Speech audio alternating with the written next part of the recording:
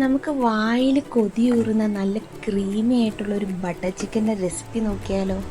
അതിനായിട്ട് പാനിലോട്ട് ഞാൻ ഒരു 250 ഗ്രാം ചിക്കൻ എടുത്തിട്ടുണ്ട്. നിങ്ങൾക്ക് ബോണോ ബോൺലെസ്സോ എടുക്കാം. ഇനി ഇതിലോട്ട് ജിഞ്ചർ ഗാർലിക് പേസ്റ്റും ഉപ്പും 1 ടേബിൾ സ്പൂൺ കാശ്മീരി ചില്ലി പൗഡറും ഇച്ചിരി നാരങ്ങ നീരും കൂടെ ഒഴിച്ച് നന്നായിട്ട് നമുക്കിവനെ മാരിനേറ്റ് ചെയ്ത് വെക്കണം. ആ മാരിനേഷൻ നല്ലപോലെ ചെയ്യണം. നല്ലപോലെ മിക്സ് ചെയ്ത് കുറച്ച് നേരം നമുക്കിവനെ മാറ്റി വെക്കണം. ഒരു അരമണിക്കൂറെങ്കിലും മാറ്റി വെക്കണം. ഇനി അത് മാരിനേഷൻ ചെയ്ത് കഴിഞ്ഞതിന് ശേഷം നമ്മൾ പാത്രത്തിലോട്ട് 1 ടേബിൾ സ്പൂൺ ബട്ടർ ഇട്ടിട്ട് ഈ മാരിനേറ്റ് ചെയ്ത് വെച്ച എല്ലാ പീസും നമ്മൾ കുറേശ്ശെ വറുത്തെടുക്കണം. ഓവറായിട്ട് മുരിഞ്ഞു പോകരുത്. അത്യാവശ്യം ചെറിയൊരു 70-80% വെന്ത് കിട്ടിയാൽ മതി. അത് കഴിഞ്ഞ് വറുത്ത് കഴിഞ്ഞതിന് ശേഷം ആ ബാക്കിയുള്ള പാനിലോട്ട് ലേശം ബട്ടറും കൂടി ഇട്ടിട്ട് ബട്ടർ ഇട്ട് ചൂടായതിന് ശേഷം ഇനി നമ്മൾ ഇതിലോട്ട് മീഡിയം സൈസ് ഉള്ളിയാണ് ഇടുന്നത്. ഞാൻ ഒരു 2 മീഡിയം സൈസ് 2-3 മീഡിയം സൈസ് ഉള്ളി ഇട്ടിട്ടുണ്ട്. പിന്നെ ഒരു 3 പച്ചമുളകും ചെറുതായിട്ട് അരിഞ്ഞതും 20 അണ്ടിപ്പരിപ്പ് കുതിർത്ത് വെച്ചതും ഇട്ടിട്ടുണ്ട്. ഇതൊന്ന് വഴറ്റിയതിന് ശേഷം അതിലോട്ട് 1 table spoon ginger garlic paste ഇടുക. ഇട്ടൊന്ന് സോട്ടായി വരുമ്പോഴത്തേക്കും നമ്മളൊരു 2 മീഡിയം സൈസ് തക്കാളി അരിഞ്ഞതുണ്ട്, അതും കൂടി ഇട്ട് അതിലോട്ട് ഒരു 2 table spoon Kashmiri chilli powder ഇടുക, കളറിന് വേണ്ടിയിട്ടാണ്. പിന്നെ 1/2 ടേബിൾ സ്പൂൺ ഗരം മസാലയും കൂടി ആഡ് ചെയ്യുക. പിന്നെ ആഡ് ചെയ്ത് നന്നായിട്ട് ഇളക്കി നല്ലപോലെ അതിൻ്റെ പച്ചമണമൊക്കെ ഒന്ന് മാറിക്കഴിയുമ്പം 2 കപ്പ് വെള്ളം ചൂടായത് തന്നെ ഒഴിക്കാൻ ശ്രമിക്കുക. 2 കപ്പ് വെള്ളവും കൂടെ ഒഴിച്ച് നന്നായിട്ട് നമുക്കിത് മിക്സ് ചെയ്ത് വെക്കാം. മിക്സ് ചെയ്യുന്ന എന്തിനാന്ന് വെച്ചാൽ ഇത് കുഴഞ്ഞിരിക്കുകയാണ്. അപ്പോൾ അത് നല്ലപോലെ ഇളക്കി മിക്സായിട്ട് ഇനി ഇതിലോട്ട് 1 ടീസ്പൂൺ വിനാഗിരിയും കൂടെ ഒഴിച്ച് അടച്ച് വെച്ച് നല്ലതുപോലെ ഒന്ന് തിളപ്പിക്കും. ഒരു 15 മിനിറ്റ് കൊണ്ട് ഇത് നന്നായിട്ട് തിളച്ച് വരും.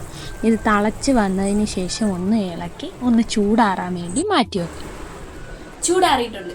ഇനി ഈ ജാറിലിട്ട് ഇതിനെ അരച്ചെടുക്കും. നമ്മൾ അരച്ച സാധനങ്ങളെല്ലാം അതേ പാത്രത്തിലോട്ട് തന്നെ വീണ്ടും ചൂടാക്കാൻ വേണ്ടി വെക്കുക. നിങ്ങൾക്ക് ഈ അരിപ്പ ഉണ്ടെങ്കിൽ ഒന്ന് അരിച്ചും കൂടി എടുക്കുക. ഞാൻ അരിച്ചിട്ടില്ല, എനിക്ക് അങ്ങനെ കഴിക്കുന്നതാണ് ഇഷ്ടം.